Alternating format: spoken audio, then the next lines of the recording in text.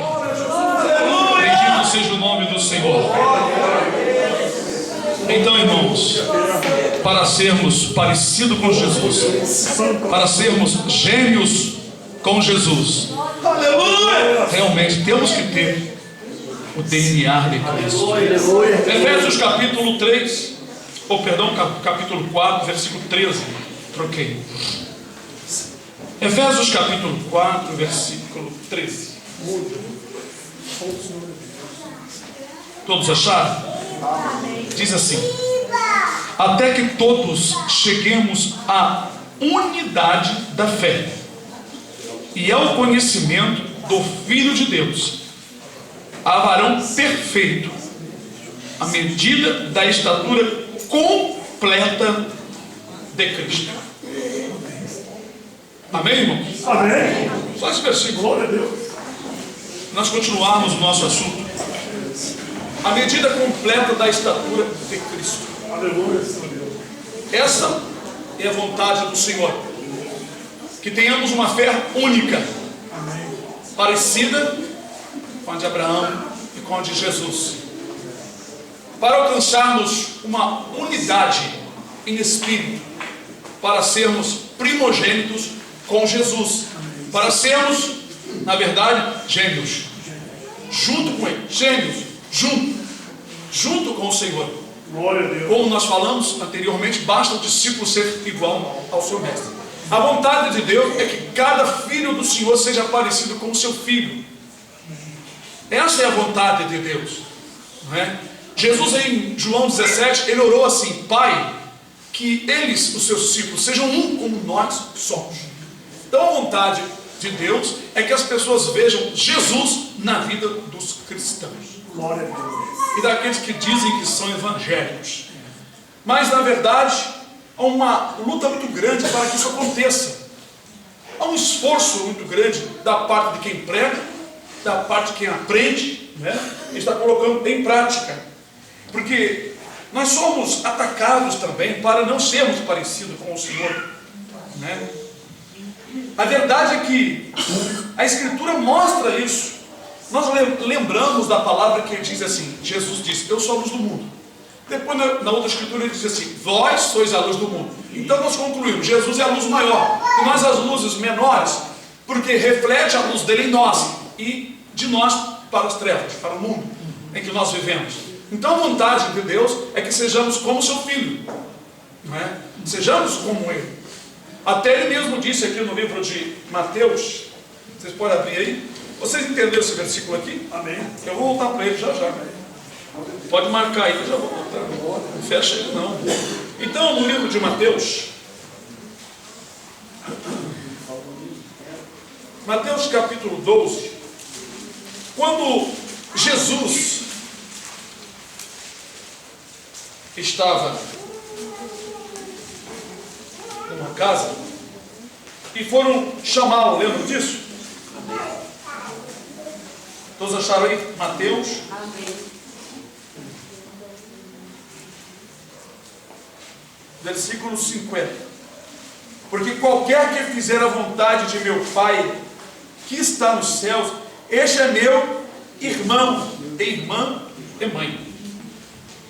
Veja que há uma condição, e nós lutamos para isso: fazer a vontade de Deus.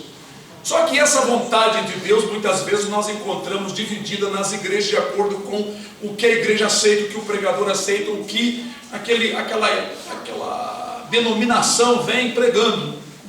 Então nem sempre os cristãos ou evangélicos estão iguais no mesmo sentimento, no mesmo espírito. Encontramos muita dificuldade, ainda mais que muitos loucos devoradores entraram no meio do povo evangélico para roubar o seu dinheiro através da Bíblia. Estão enriquecendo através da palavra. E aí muitos crentes não são formados no ventre perfeitamente.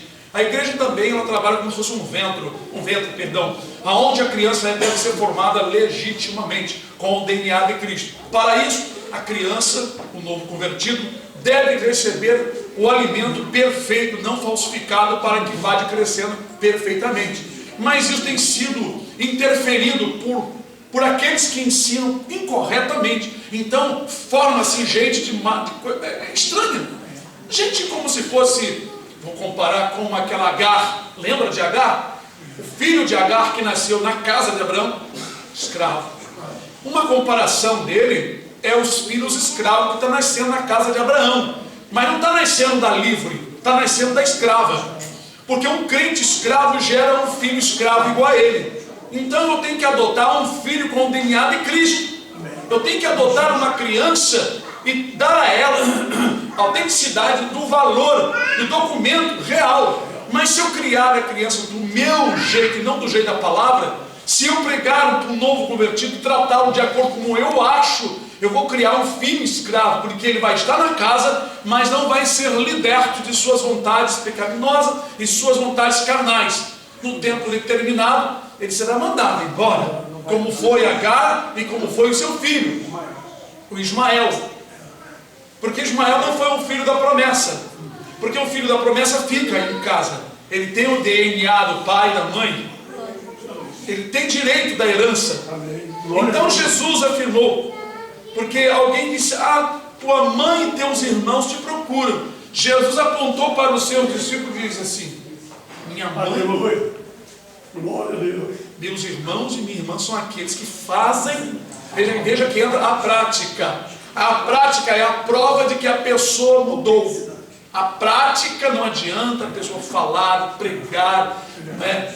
Até mesmo se emocionar, isso não prova. O que prova é a pessoa estar decidida a ser contrário à vida velha que ela tinha.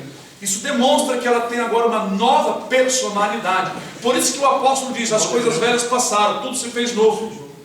Uma nova criatura.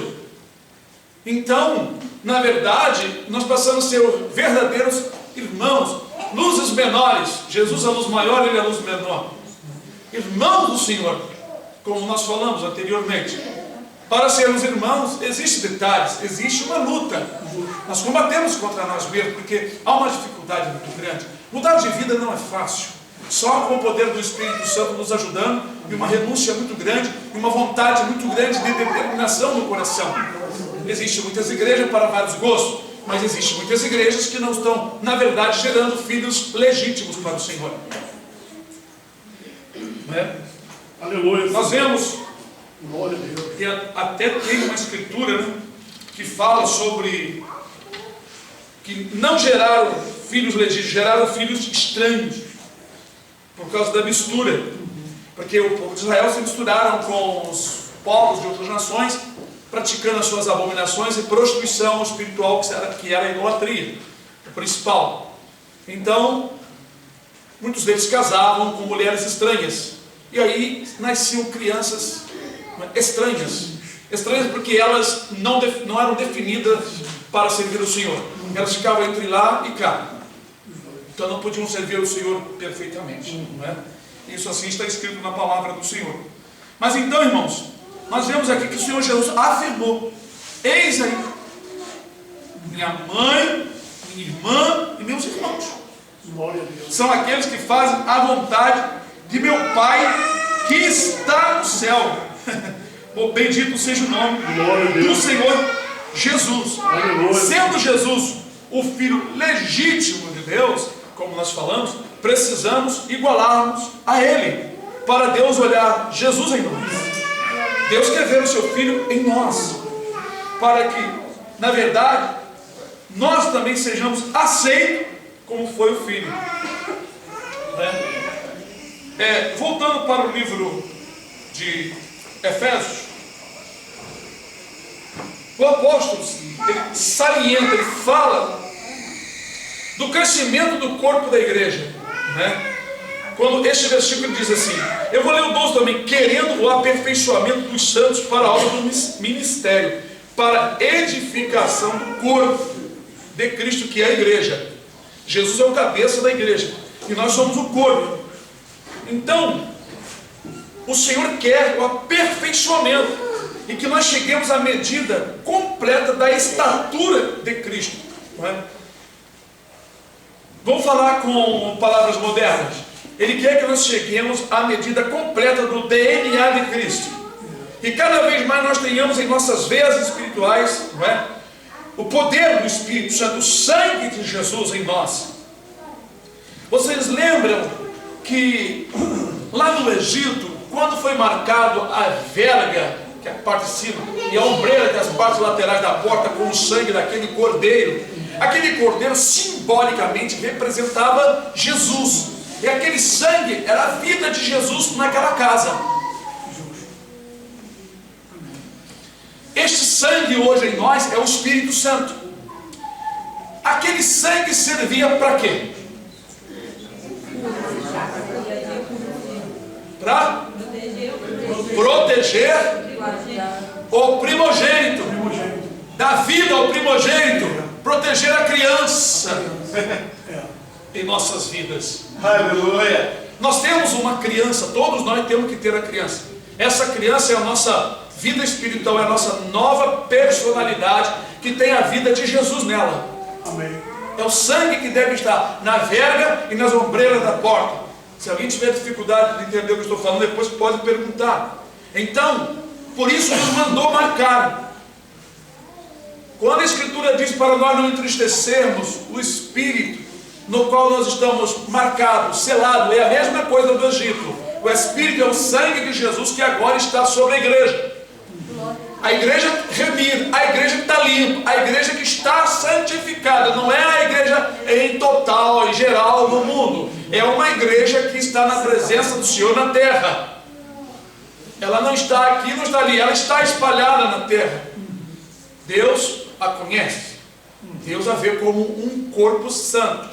O restante que estão desligados desse corpo, sendo de qualquer denominação, não irá no arrebatamento da igreja.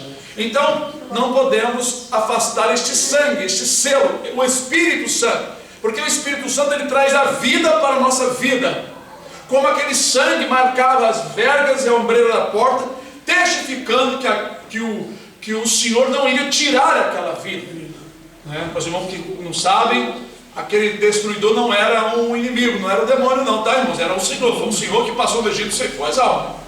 Se alguém falar para vocês que foi demônio, repreenda e mostra na Bíblia e manda ler de novo. Então, ali então, o Senhor, quando via o sangue, ele não destruía o primogênito. Isso quer dizer que naquela casa o primogênito tinha vida. A vida era o sangue do cordeiro. O cordeiro era Jesus. Vamos falar em palavras simples e traduzindo para as coisas espirituais. Às 3 horas da tarde, eles sacrificaram Jesus. Pegaram do Espírito Santo, que era o seu sangue, e passaram em suas vidas. Aleluia! Glória! E pegaram da carne a palavra e comeram a palavra. Então, sua vida, o seu primogênito, a sua criança, tinha vida, que é o sangue de Jesus. Deus passou, não tinha defunto para levar, estava tudo vivo, passou direto. Porque viu o Espírito, viu o sangue. O DNA de Jesus estava ali. Aleluia, Senhor. Espero que vocês estudem e entendam isso. Coisas complexas, mas são boas de se entender quando nós estudamos as Escrituras. Porque elas são reais. Quando vocês leem, nós damos o nome dessa igreja do templo, dos irmãos aqui, né? A igreja dos primogênitos que estão escritos nos céus, Hebreus 12, 23. Leia com atenção e percebam que ela está escrita nos céus. O hall de membro dessa igreja de Cristo está no céu. Não está ali na esquina, nem aqui, nem no escritório de alguma igreja evangélica. Mas o hall de membro da verdadeira igreja de Cristo é a igreja dos primogênitos. Os primogênitos que não foram mortos, porque estavam com vida, que não foram levados. Na verdade, o Senhor levou só os defuntos, né? Ele não levou os vivos. Porque para o Senhor, os que não têm Cristo estão mortos. O que está em Jesus, os que estão em Cristo estão vivos. Então, quando o Senhor passou, via o sangue do seu filho ali, bom, aqui está vivo. Aqui tem vida, o primogênito está vivo, não vou levá-lo. Passava na casa dos egípcios, aqui está morto o primogênito, deixa eu levar porque já é defunto. Estou fazendo apenas uma comparação, Deus não falou isso. Mas eu estou só explicando para vocês, para que vocês entendam o que é e não tem o DNA de Cristo. É tão sério que muitas igrejas estão se perdendo. Afastar o Espírito Santo, não ter comunhão, perder a santificação, é algo muito sério por causa de coisas dessa vida. Tem pessoas que valorizam muito mais o seu viver do que as coisas de Deus, não sabendo ela que as coisas de Deus são eternas e que está correndo um risco tremendo de cair no abismo de repente. Deus tenha misericórdia de nós e nos ajude.